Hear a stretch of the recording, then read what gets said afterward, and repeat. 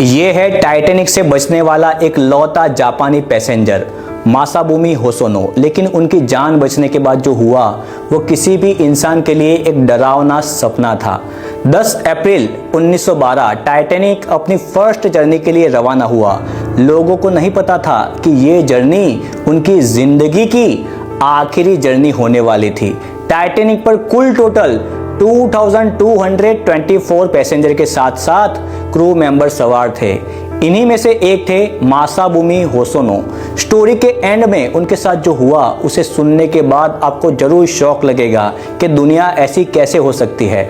मासाबुमी Japan के postal ministry में काम करते थे। उन्हें रसिया से लंदन और फिर न्यूयॉर्क में जाना था, इसीलिए उन्होंने टाइटैनिक का टिकट बुक किया था। उन्होंने टाइटैनिक का सेकंड क्लास का टिकट बुक किया था, जो उन दिनों बहुत ही बड़ी बात थी।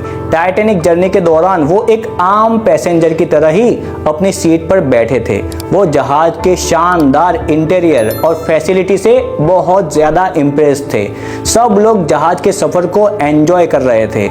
मासाबुमी होसोनो भी बहुत खुश थे क्योंकि उन्हें टाइटैनिक पर बैठने का मौका जो मिल गया था। लेकिन उन्हें क्या पता था कि कुछ ही दिनों के बाद वो इतिहास के सबसे बड़े समुद्री हादसे के गवाह बनने वाले हैं। टाइटैनिक समुद्र को चीरता हुआ अपनी फुल स्पीड के साथ आगे बढ़ रहा था।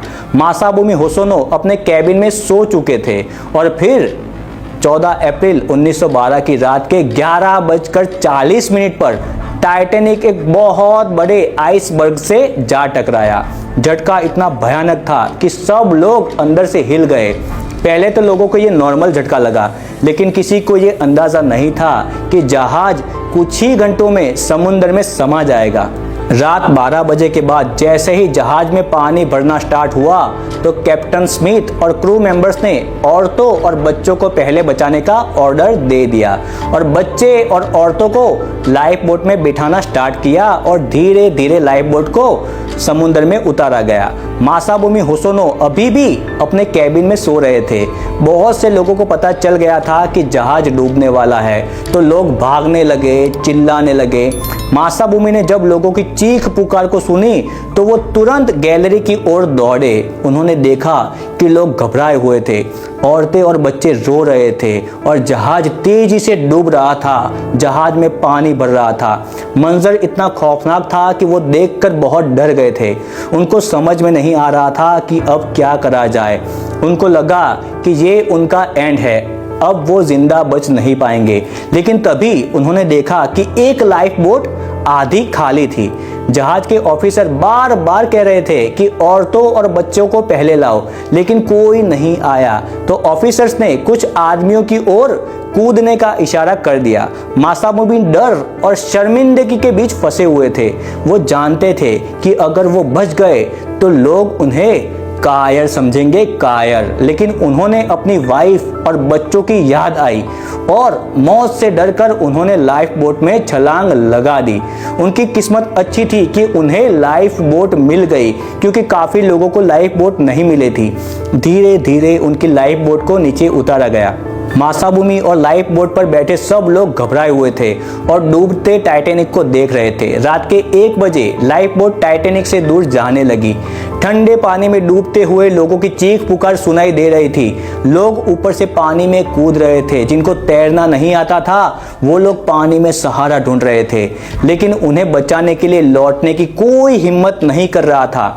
अगर वो लोग लाइफ बोट लेकर उनको बचाने जाते तो लाइफ बोट में बहुत से लोग चढ़ जाते और लाइफ बोट भी डूब जाता। इधर धीरे धीरे टाइटैनिक समुद्र में समा रहा था और रात के 2:20 पर टाइटैनिक पूरी तरह से समुद्र में डूब चुका था। अब चारों तरफ सिर्फ अंधेरा और ठंडा पानी था। पूरे 2 घंटे अंधेरे समुद्र में कपकपाती ठंड के बीच लाइफ बोट पर बैठे लोग कोई बचाने आएगा उसका इंतजार कर रहे थे। अब उनके भी हौसले धीरे धीरे टूट रहे थे, क्योंकि 3:30 बज चुके थे और दूर दूर तक कोई भी दिखाई नहीं दे रहा था। ऊपर से ठंड इतनी ज्यादा थी कि लोग कांप रहे थे। उनको लगा कि वो भी ऐसे ही समुद्र के बीचों बीच अटके रह जाएंगे और भूख, प्यास और ठंड से मर जाएंगे। अब सबको लगा कि अब कुछ नहीं हो पाएगा। सबकी हिम्मत टूट चुकी थी। लेकिन सुबह 4 बजे उन्हें कुछ दिखाई दिया। वो था RMS कार्पाथिया नामक जहाज जो सिग्नल मिलने के बाद टाइटैनिक की ओर बढ़ रहा था। वो घटनास्थल पर पहुंच गया और सबको एक होप मिली कि अब वो लोग बच जाएंगे। सुबह 5:10 पर लाइफ बोट को जहाज के ऊपर चढ़ाया गया और सुबह 8:30 बजे जहाज ने कुल 705 बचे हुए पैसेंजर को बचाया और उन्हें न्यूयॉर्क ले जाने के लिए रवाना हो गया। 18 अप्रैल 1912 को सुबह 9:30 बजे जहाज न्यूयॉर्क पर पहुंचा। हजारों लोग डॉक पर खड़े होकर बचे हुए पैसेंजर को देखने आए थे। मासाबुमी ने सोचा कि अब वो सेफ है, लेकिन असली सैड स्टोरी तो अब शुरू होने वाली थी जब वो जापान वापस लौटने वाले थे। उन्हें जापान में कायर कहा गया। कायर जापानी समाज में सम्मान के लिए मरना एक आदर्श माना जाता है और उनका टाइटैनिक से बचना शर्मनाक माना गया। जापानी मीडिया ने उनको इतना क्रिटिसाइज किया कि उनको लगा कि अब जीना ही बेकार है। गवर्नमेंट ऑफिसर्स ने तो उन्हें राष्ट्रीय अपमान कह दिया।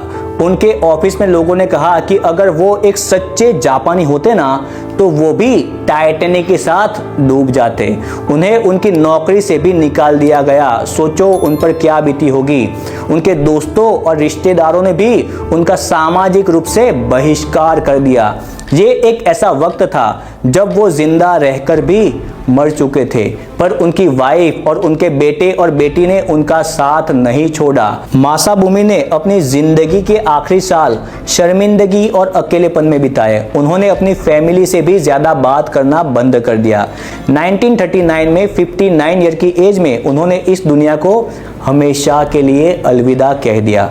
उनके मरने के कई सालों बाद जब टाइटैनिक की नई खोजें हुई तब उनकी बेटी ने उनकी डायरी और उनके दस्तावेजों को सार्वजनिक किया और दुनिया के सामने लाई।